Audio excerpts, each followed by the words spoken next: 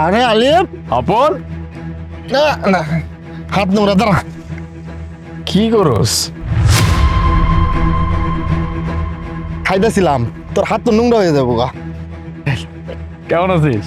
আলহামদুলিল্লাহ ভালো আছি। দাঁড়া দাঁড়া, তোর শরীর তো একটা নোংরা হয়ে যাবো। দেখতেছিস না আমার গায়ে কত ময়লা, আমি কাম করতেছি, থাক। তোর বেটা কি পাগলের মতো কথা বল। এখন বল আছিস কেমন? আলহামদুলিল্লাহ ভালো আছি রে। তোর সাথে তো অনেকদিন পর দেখা হইলো। আন্টির লগে দেখা হয়েছিল, আন্টি তো কইছে তুই নাকি বিদেশে সেটেল হয়ে গেছিস, কিন্তু তুই হঠাৎ করে দেশে। আফটার 10 ইয়ার্স 10 বছর দেশের বাইরে ছিলাম, পড়াশোনা শেষ করলাম, তারপর আবার দেশে চলে আসছে। আসলে ব্যাপারটা কোন জায়গায় বলতো? দেশের মাটির না ব্যাপারটাই অন্যরকম। এখানে থাকলে একটা মানসিক শান্তি পাওয়া যায়, যেটা দেশের বাইরে আমি একদমই পাচ্ছি না। এই জন্য চলে আসছি। Sorry sir, I interrupt you. Actually এই লোকটাকে কি আপনি চিনেন, মানে আপনার পরিচিত? চিনবো না মানে? আমার ছোটবেলার বন্ধু, আমার খেলার সাথী, আমার ক্রাইম পার্টনার, সব কিছু। সেই ছোট্টবেলা থেকে আমরা একসাথেই বড় হয়েছি, একসাথে স্কুলে যাওয়া, একই সাথে একই বেঞ্চে বসা, দুইজন মিলে টিফিন শেয়ার করে খাওয়া। ও একদিন নিয়ে আসে, একদিন আমি নিয়ে যাই, আমার খাবার ও খাচ্ছে, ওর খাবার আমি খাচ্ছি, দুজন মিলে স্কুল বাঙ্ক করে কোথাও খেলতে যাওয়া, কোথাও ঘুরতে যাওয়া, ওর বাসায় আমার যাওয়া, আমার বাসায় ওর আসা, সব কিছু একসাথে ছিল। এ হচ্ছে আমার সেই বন্ধু যাকে আমি কখনো চাইলেও ভুলতে পারবো না। স্যার কিছু মনে করবেন না। এই লোকটা যদি আপনার ফ্রেন্ড হয়ে থাকে তাহলে এই লোকটাকে দেখেন আর আপনাকে দেখেন, কোনোভাবেই তো আসলে উনি আপনার পাশে যায় না, তাই না? আর উনি যদি আপনার বন্ধুই হয়ে থাকবে তাহলে ওনার এই অবস্থা কেন? আসলে এসব কিছুর পিছনে ছোট্ট একটা স্টোরি আছে। ও খুব ভালো স্টুডেন্ট ছিল, খুব মন দিয়ে পড়াশোনা করতো। হঠাৎ করে একদিন স্কুলে খবর আসে যে ওর বাবা আর নেই, ওর বাবা মারা গেছে। ওদের পরিবারের উপার্জনক্ষম মানুষ একমাত্র ওর বাবাই ছিল। বাড়িতে অসুস্থ মা আছে। ওর বাবাটা মারা যাওয়ার পরে ও আর পড়াশোনা নিয়ে সামনে আগাইতে পারে নাই। দ্যাটস ওয়াই আজকে ওর এই অবস্থা। সো হোয়াট, বন্ধু তো বন্ধু, বন্ধু তো বন্ধুই, তাই না? বাই দ্য ওয়ে, আশেপাশে যতগুলো সাইট দেখতেছিস না, সবগুলো কিন্তু তোর এই ভাইয়ের। হাই হাই, করছে কি? আমি তোর আন্ডারে কাজ করি? আমার আন্ডারে কাজ করিস মানে? তুই আমার সাথে কাজ করিস। বাই দ্য ওয়ে, তুই আমার অফিসে চল। স্যার আপনি বোধহয় ভুলে গিয়েছেন যে আমরা একটা মিটিংয়ে যাচ্ছিলাম। আমাদের মিটিংটা কিন্তু সব কিছু ফিক্সড করা স্যার। আমরা যদি লেট করে ফেলি তাহলে কিন্তু অনেক বড় ক্ষতি হয়ে যাবে। সো আমরা মিটিংটাকে সারি। সরি, ভুলে গেছিলাম। আচ্ছা শোনো, আমার 5 মিনিটের একটা কাজ আছে, আমি জাস্ট মিটিংটা শেষ করে আবার আসতেছি। কোথাও যাবি না, কেমন? চলো। স্যার স্যার বলছিলাম কি, আমি খুব ভালো করে বুঝতে পারছি যে ওর সাথে আমার কি করা উচিত। কার সাথে কি করা উচিত বুঝলাম না। স্যার ওই যে আপনার ফ্রেন্ড স্যার।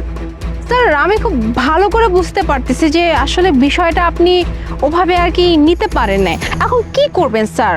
আপনিও একজন মানুষ, আর আপনি চাইলে তো কারোর সাথে খারাপ ব্যবহার করতে পারেন না। এখন উনি আপনার বন্ধু ছিল তাই আপনার কাছে এসে এভাবে কথা বললো, আপনার সাথে হ্যান্ডশেক করলো, আপনাকে জড়িয়ে ধরলো।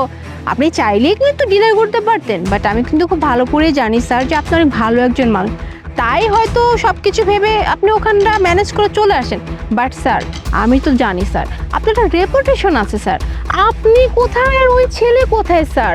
যতই হোক বন্ধু ছিল তো কি হয়েছে, ছোটবেলার বন্ধু, ছোটবেলার বন্ধু ছোটবেলায় চলে গেছে, এখন বড় হয়েছেন, আপনি এত বড় কোম্পানির একটা মালিক, আপনার এত এত প্রজেক্ট, আর ও কিনা সামান্য একটা শ্রমিক। স্যার যত যাই বলেন না কেন, আপনার সাথে কি ও কি কোনোভাবে মানায়? একদমই মানায় না স্যার, কোনোভাবে না। আপনার স্ট্যাটাস আর ওর স্ট্যাটাস আসমান জমিন তফাৎ স্যার। আর একটা কথা স্যার, আমি খুব ভালো করে জানি স্যার, অফিসের কেউ যদি একবার জানতে পারে যে সামান্য একটা কর্মচারী নূর আলী স্যারের বন্ধু, স্যার ট্রাস্ট মি স্যার, আপনার এত দিনের কামাই করা সব রেপুটেশন একদম ধুলোয় মিশে যাবে স্যার।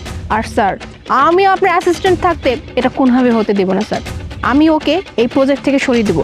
শুধু প্রজেক্ট থেকে না স্যার, ওকে আমি সব জায়গা থেকে নাই করে দিব। ও যেন কোনো সাইডে আর কাজ করতে না পারে, মানে আপনার 30 সীমানা যেন না আসতে পারে, কোনদিন বলতে না পারে যে আমি নূর আলিফের ফ্রেন্ড। তাহলে স্যার আপনার অবস্থা খুবই খারাপ হয়ে যাবে, আর আমি আপনার অ্যাসিস্ট্যান্ট এটা কোনোভাবে হতে দিতে পারি না। নেহাত আপনি একজন মেয়ে মানুষ, নয়তো আপনি এতক্ষণ পর্যন্ত যা বলছেন এই সব কিছুর সঠিক উত্তর আমি আপনাকে সঠিকভাবেই দিতাম। আপনি কাকে নিয়ে কি বলছেন, আপনার কোনো আইডিয়া আছে? হ্যাঁ, আপনার সামনে আমি ওর পরিচয় আপনাকে দিচ্ছি না? ও আমার ছোটবেলার বন্ধু। আমার ভাইকে নিয়ে আপনি এরকম কথা বলছেন, আপনার কত বড় সাহস! হ্যাঁ, বাই দ্য ওয়ে, আপনি যে ওকে কাজ থেকে বের করে দেওয়ার কথা বলছেন, কোম্পানির মালিক কি আপনি নাকি আমি? আমার ভাইকে নিয়ে আর একটা কথাও আমি শুনতে রাজি না। আর তার থেকে বড় কথা কি জানেন, সমস্যা মানুষের মেন্টালিটিতে। আমি আপনাদের মতো মাথা দিয়ে কখনো বন্ধুত্ব বিচার করি না, কারো যোগ্যতা দিয়ে বন্ধুত্ব বিচার করি না। বন্ধুত্ব হয় মন থেকে। ও আমার বন্ধু, ছোটবেলা থেকে বন্ধু, আজীবন বন্ধু থাকবে। এটা আপনার ফার্স্ট টাইম, দ্যাটস ওয়াই আমি আপনাকে ওয়ার্নিং দিয়ে ছেড়ে দিচ্ছি। আমার বন্ধু কেন, আপনি যদি অন্য কোনো শ্রমিক নিয়েও একটা ফালতু কথা নেক্সট টাইম বলছেন, নিজের চাকরি থেকে হাত ধুয়ে বসবেন।